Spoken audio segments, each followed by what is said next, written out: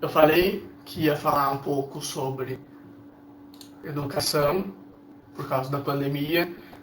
Demorou um pouco desde que eu falei isso, mas antes tarde do que nunca. Às vezes é melhor mais cedo, né? Mas tudo bem. A gente tem a notícia de 4 dias atrás, né, com escolas fechadas, rede pública do Rio Grande do Norte recebe 8.000 matrículas de novos alunos durante a pandemia. São alunos que saíram da rede privada e foram para a rede pública. Aqui ele fala que ele acredita que as aulas não voltam esse ano. Até porque, se a aula voltar esse ano para fazer 800 horas de aula em 3 meses é quase impossível, né? Eles vão ter que ver um jeito aí de retomar o tempo perdido. E aqui ele faz um pouco de política, né? Falando que a decisão dependerá de parecer científico. Mas, enfim. A gente não podemos afirmar que todas as matrículas foram por isso, mas muitos ficaram sem condições de pagar mensalidade. Dá para É só você fazer a pesquisa com os pais desses alunos. Você tem o nome, né? Eles foram para a rede pública, então tem o nome dos pais. É só você fazer a pesquisa. Mas eu te garanto que 90% é por causa disso.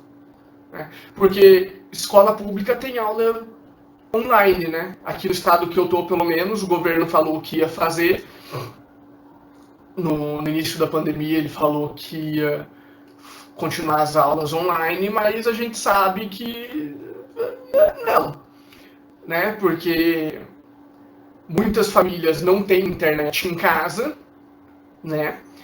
E muitas famílias que têm internet em casa, os pais não ficam em cima do filho para que ele fique vendo as aulas. E mesmo assim, você pode simplesmente, a criança pode colocar a aula do lado, falar para o pai que está ouvindo e ficar jogando, por exemplo, né? Ficar vendo vídeo no YouTube. Nessa semana, o Estado anunciou a prorrogação, a quarta prorrogação da suspensão das aulas, iniciada em março, com novo prazo para 18 de setembro. O governador de São Paulo também falou, semana passada, essa semana, que as aulas não iam voltar no início de setembro, ele ia prorrogar de novo para outubro dessa vez. Não só se eles simplesmente prorrogarem até janeiro de uma vez, eles já sabem que não vai voltar.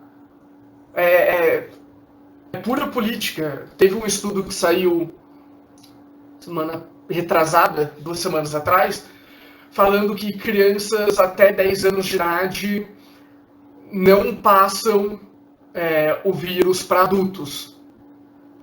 É o estudo de Carolina do Sul, Estados Unidos. Eu não lembro qual faculdade, qual universidade agora. Mas, então, parece ser científico, tem um aí, por exemplo, né? Mas, enfim, eles falam que o sindicato informou que pelo menos 38 escolas estão preparadas, mas nem todas as escolas privadas também tiveram condições de se preparar.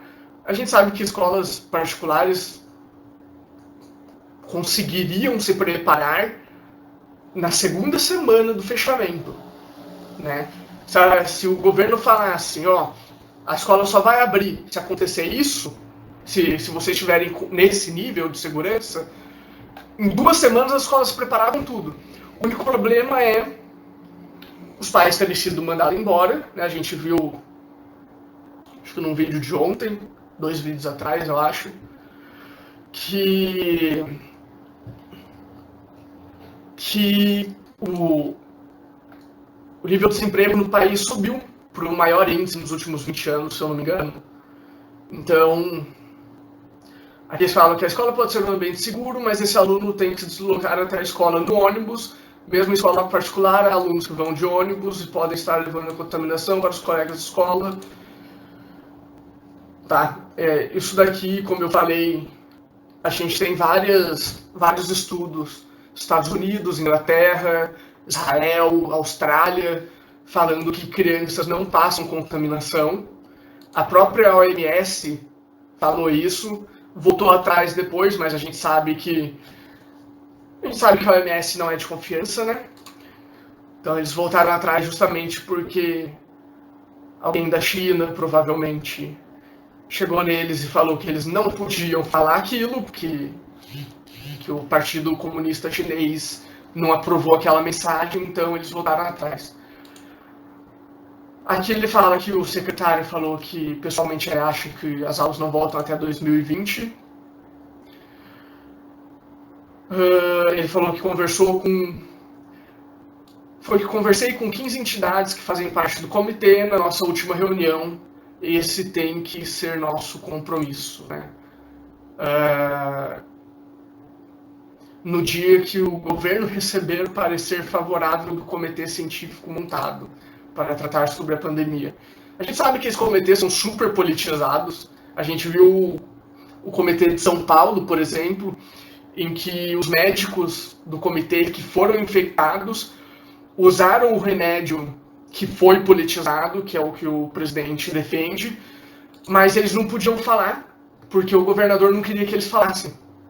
Né? O governador agora está com vírus e está politizando também. Não sei.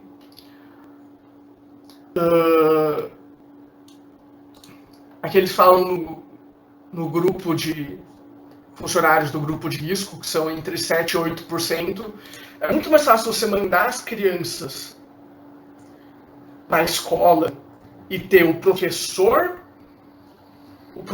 que está no grupo de risco falando com eles por Skype, Zoom, seja lá o programa que for usado, eu prefiro Skype, mas enfim, do que você ter o professor na casa dele e os alunos cada um na sua casa. Porque se você tiver os alunos na escola e tiver um funcionário que não é do grupo de risco colocando a imagem do professor na tela e ajudando os alunos, o professor passa a matéria e esse funcionário que não é do grupo de risco tira dúvida, ajuda alunos com exercício, coisas do tipo. Seria o ideal, né? Mas a gente sabe que o problema a questão não é voltar às aulas, e sim manter o fechamento. Aqui ele falou que uma normalidade só seria sentida de 2022 em diante. 2022. Né? A gente tem várias entrou vocês com o meu olho. A gente tem várias vacinas sendo criadas. O governo do estado de São Paulo fez um consórcio com a China, olha só. E depois eles querem falar que eles não são autoritários, se envolvendo com os maiores autoritários no mundo atual. Que eu não tomaria essa vacina da China. Tem a vacina russa, que o Paraná está fazendo. Paraná, um dos dois, está fazendo consórcio, que eu também não tomaria. Mas aí sou eu. Aqui eles falam que mais de 80% das atividades estão com. Mais de 80% da escola estão com atividades através de internet, rádio e televisão. Como eu falei, não tem como você garantir que os alunos estão vendo essas aulas, estão participando desses exercícios. Eles podem simplesmente estar fingindo, que é muito mais provável, né? Com a disciplina que a gente tem hoje, principalmente nessa geração de pais que deixa a disciplina para a escola, só que a escola fica com a parte de ensino. Então a escola não disciplina e os pais não disciplinam, né? A escola tenta ensinar, só como não vem disciplina de casa, não consegue. Aqui eles falam que os alunos que vão fazer Enem vão ter aulas aos sábados. Já que não vai voltar a aula esse ano, sinceramente, a gente vai ver que as notas do Enem vai ter as notas altas, as notas bem altas, que é do pessoal que estudou de verdade, que estudou por conta, vai ter um gap enorme e vai ter as notas baixas. né? Não vai ter um meio termo de pessoal que estudou mais ou menos, que pegou por osmose, como a gente falava no ensino médio, né? Que só por estar na aula, escutando o que o professor falava, estava pegando um pouco do conhecimento. Vou deixar essas notícias aqui abrindo. Aqui. Educação brasileira sofre com novos baques, com perspectiva de mais desistências nas escolas e perca de 4 bilhões no orçamento. Era pós-pandemia e crise econômica apresentam ainda mais desafios para o objetivo de evitar evasão escolar e melhorar condições de professores e estudantes. Aqui, quem é que fala aqui? Naércio Menezes Filho, pesquisador do Centro de Gestão e Políticas Públicas, do INSPER. Os jovens ficarão praticamente um ano parados, considerando que as aulas pararam no início de março.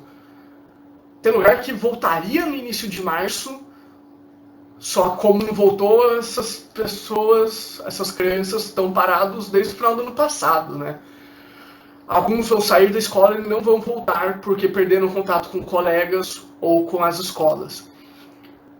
Eu sou introvertido, eu tenho problema em fazer amizades. Quem me conhece sabe disso. E justamente, eu acho que não é tanto verdade isso, porque eu ia para a escola justamente para ficar com os meus amigos. Eu passava as férias inteiras sem falar com eles e voltava para a escola para voltar a falar com eles, né? Então, talvez não seja exatamente isso que vai acontecer, mas eu sou muito mais a favor de não ser obrigatório ter o ensino na escola, de poder ensinar o seu filho em casa. A gente vê, eu mesmo, como eu falei, que tinha alunos que iam para a escola e recebiam conhecimento por osmose, né, só ficava lá escutando o que o professor falava. Eu aprendia a maior parte das vezes assim. O professor estava lá falando e escutando o que o professor estava falando, eu estava aprendendo. Ou, por exemplo, quando eu estava conversando com alguém que estava me explicando alguma coisa, mesmo que ele fosse fora da escola, eu aprendia porque eu tinha alguém me explicando aquilo. E quando eu estava aprendendo alguma coisa fora da escola, era muito mais produtivo porque era algo que eu tinha interesse, né? Não era algo que eu era obrigado a saber, que ia ser usado em uma prova algumas semanas depois, em outra prova no final do ensino médio, e depois eu nunca mais ia usar, por exemplo. Aqui ele fala que mais de 10 milhões de brasileiros acima dos 15 anos são analfabetos, 52% da população acima de 25 anos não terminaram o ensino médio. Tô na minoria. Então eu sou oprimido porque eu tô na minoria agora, né? Isso é outro assunto. Crianças pequenas podem ter problema de desenvolvimento infantil, às vezes subitamente submetidas a um ambiente estressado, com pais possivelmente desempregados ou com renda menor. Isso daqui eu concordo, a segunda parte, né? Um ambiente estressados, com pais desempregados e renda menor.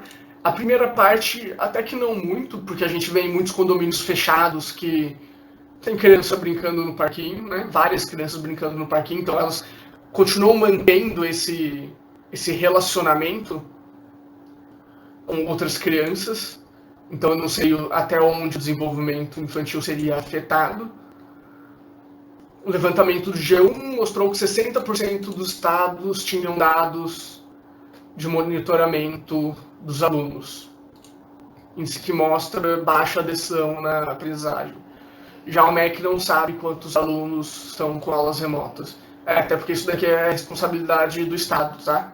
Não federal. Quem tem que saber quais alunos estão com aulas remotas ou não é o Estado. Aí o Estado passa para a federação e a federação tenta dar um jeito de ajudar o Estado a resolver esse problema. Aqui falam que uma nação que investe em educação é uma nação que está preocupada em igualar oportunidades. justamente a gente tem a imprensa falando que o nosso governo não investe tanto na educação base e educação média, básica, né, de crianças, a intermediária de jovens e adolescentes, e a superior, que seria ensino superior. E só que a gente sabe também que o governo federal é responsável pelo ensino superior.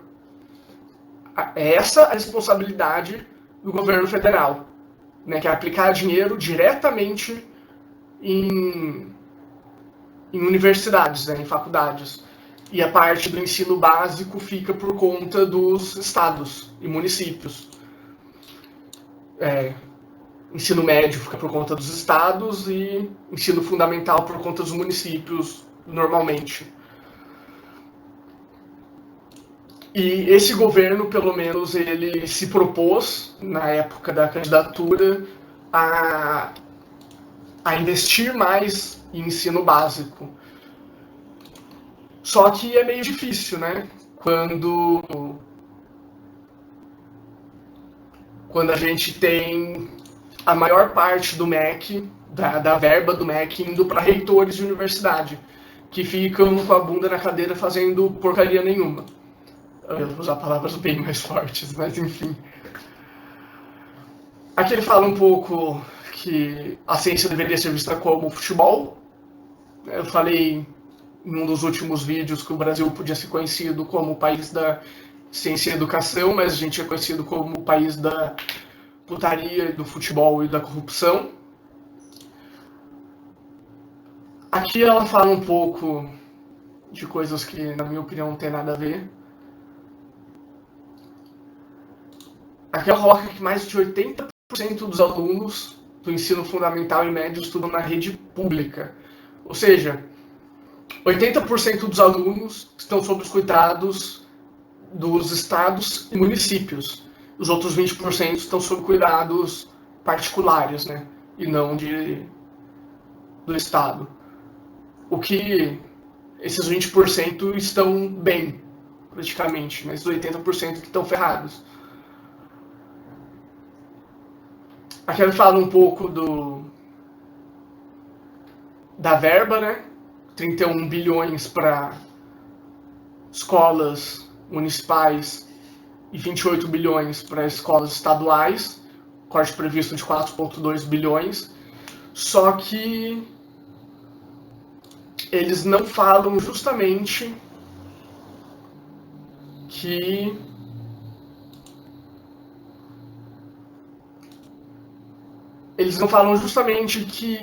da verba que o MEC tem vai para os reitores das universidades, né? Vai para pagamento de professores e reitores, e não para escolas públicas, para escolas básicas, de ensino básico e médio. Aqui, e a gente também tem, antes de eu falar do resto, que a gente tem a lei do teto, né?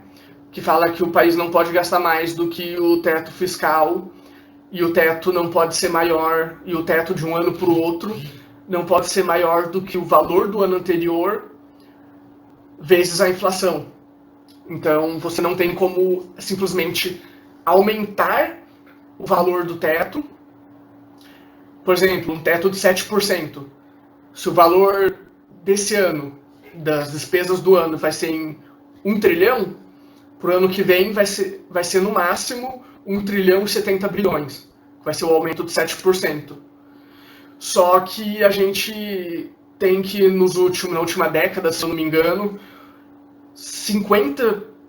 os funcionários públicos tiveram um aumento de salário de 50% acima da...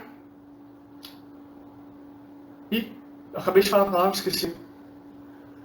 Acima do reajuste, né? Acima da inflação. Então, se teve uma inflação de 30%, o reajuste deles foram de 80%. É só um exemplo, eu não sei se é exatamente o número. Então, eventualmente, tudo que o governo gasta vai ir para pagar salário. E não vai poder ser usado para manter os prédios, para manter merenda, por exemplo, para comprar livro e coisas do tipo. Que é uma coisa que não fala na outra reportagem. Aqui nessa outra fala que 79% dos brasileiros dizem que a reabertura de escolas no país agravará a pandemia.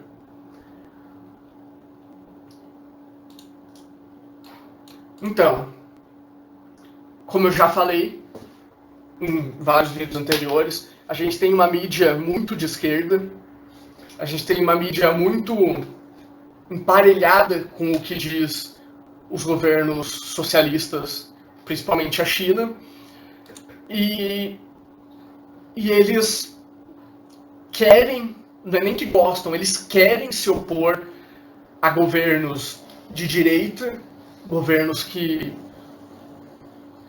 querem praticar mais liberdade, justamente porque se mantiver as coisas fechadas e cair o número de casos, como a gente está vendo que está acontecendo, eles vão falar que eles estavam certos. Se isso não acontecer, eles vão falar que todas as mortes depois da reabertura foi culpa do governo pró-liberdade que eles são contra.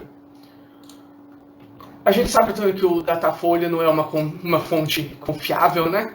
G1 também não, mas eu preciso usar um site que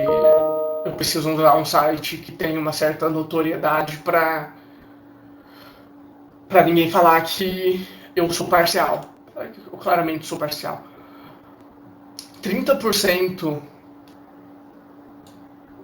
não pretendem se vacinar. 37% só usam máscara de vez em quando. Responderam que as escolas devem reabrir 22% dos homens, 23% que ganham mais de 10 salários mínimos, 32% assalariados sem registro, pessoas sem carteira assinada, 38% de pessoas que não estão em isolamento e vivem normalmente, 30% que não pretendem se vacinar, blá blá blá blá blá. E o resto que eu já tinha falado antes.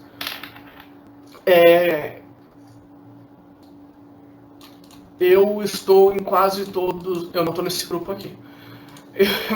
E nem nesse. Mas isso aqui eu estou parcialmente. Eu estou em quase todos esses grupos. Como eu falei, eu não pretendo tomar a vacina da China nem da Rússia. Provavelmente vão ser as primeiras a entrar no mercado. E eu só uso máscara quando vou entrar num estabelecimento que exige o uso de máscara. Eu não uso máscara na rua, porque eu estou isolado na rua. Então eu estou mais seguro estando na rua do que estando na garagem do condomínio, por exemplo. A gente tem aqui Crivella volta a defender retomada das aulas presenciais no Rio. Aqui a gente tem uma criança com aquela álcool em gel, não dá para saber com certeza, que está lavando a mão. A gente já sabe também que o sabonete é muito mais efetivo que o álcool em gel. Ele fala que o Estado publicou um decreto determinando que cabe às prefeituras a decisão sobre a educação infantil, mas uma liminar de justiça impede a Prefeitura do Rio de autorizar qualquer atividade presencial nas escolas particulares. Então não faz sentido nenhum. Se depende das prefeituras, só que tem um decreto falando que a prefeitura não pode autorizar, não faz sentido. Né? Aí é que eu falo que quando você começa a colocar muita lei, você acaba tendo uma lei indo contra a outra. Né? Você acaba tendo uma lei burra indo contra um decreto burro. Ou no caso, dois decretos burros, um indo contra o outro. Aqui a gente tem que, por acaso, nós tivemos um surto nos trabalhadores de farmácia, ou nos trabalhadores de pet shop, ou nos trabalhadores de supermercado. Morreram em massa? Não. Então, por que iriam morrer as nossas merendeiras, os professores? Faz sentido, até porque merendeiras e professores estariam muito mais seguros próximos aos alunos, às crianças, do que pessoas em farmácia, pet shop, supermercado, né? Que vão mais adultos. Então, o adulto está mais seguro próximo de crianças do que próximo de outros adultos. Em questão a passar o vírus de uma pessoa para outra, não em questão a letalidade do vírus. Ele fala também que, infelizmente, os sindicatos parecem fazer política.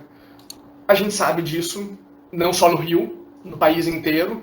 Desde sempre, o PT autorizou os sindicatos a fazerem o que quiserem, né? Eles davam verba para os sindicatos à vontade. Há cerca de uns 5 anos atrás, 5, 6 anos atrás, de quando eu vi a matéria, já deve fazer uns 10 anos, então, tinha uma matéria que falava que para abrir um sindicato custava 5 milhões de reais, alguma coisa nessa faixa. Você vai gastar 5 milhões para abrir um sindicato para você poder, pelo menos, dobrar o seu dinheiro no primeiro ano, né? O sindicato não pensa na criança, está pensando em quanto vai ter como professor para se manter no poder. Eu e você temos que pensar nas crianças, as crianças que são a razão. Eu não gosto do Crivella, eu não moro no Rio, eu tenho família no Rio, eu não gosto do Crivella, mas eu concordo com ele nessa frase aqui. Que o sindicato só faz política, mas que a gente tem que pensar nas crianças no momento, e não em política. Aqui ele fala que eu sou do grupo de risco, eu parei de trabalhar um dia, Deus não me protegeu? Ora, então por que um professor de 20 ou 30 anos, sem comorbidades, não pode trabalhar? Ou uma merendeira de 20 ou 30 anos não pode trabalhar? Uau! Aqui a gente tem o sindicato falando que o prefeito está fazendo pressão irresponsável, mas como eu falei, a gente já tem vários estudos falando que o ideal seria o retorno. Aqui a gente tem o protesto na Alerj, falando que representantes das escolas particulares do ensino fundamental fizeram um protesto na Alerj, que é a Assembleia Legislativa do Rio de Janeiro, pedindo para que as aulas retornem presencialmente. E, como eu falei, eu prefiro a liberdade ao autoritarismo, né? Eu prefiro viver livre a ter que viver preso.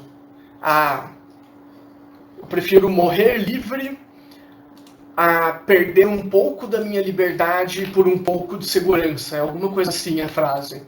Uma frase já antiga.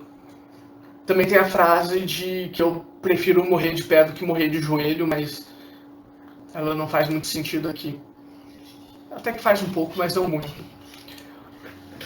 E aqui a gente tem a notícia de que o Ministério da Educação prevê corte de 8,1 milhões, do orçamento da UFTM, Universidade Federal Triângulo Mineiro, eu acho, para 2021. Vamos ver se aqui fala o quanto do orçamento do MEC vai para professores e reitores. Não fala, só para variar. Eles falam aqui em cima que a redução do orçamento é referente à Lei Orçamentária Anual 2020 sem emendas. Esse percentual representa aproximadamente 4,2 bilhões de educação, que foi o valor que a gente viu em uma das outras notícias, né? Que fala que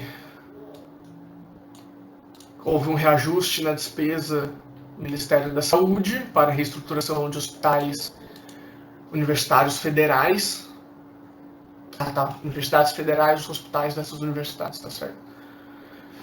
Que para isso o MEC que desembolsou o dinheiro. Aqui fala um pouco do orçamento.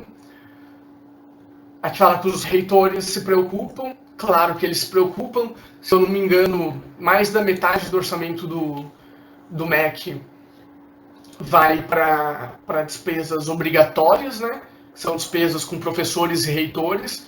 E aqui eles falam que a despesa que está sendo cortada é a discricionária, que são aquelas não obrigatórias. São despesas como água, luz, contratação de terceiros, obras e reformas, compra de equipamento, realização de pesquisa e até assistência estudantil.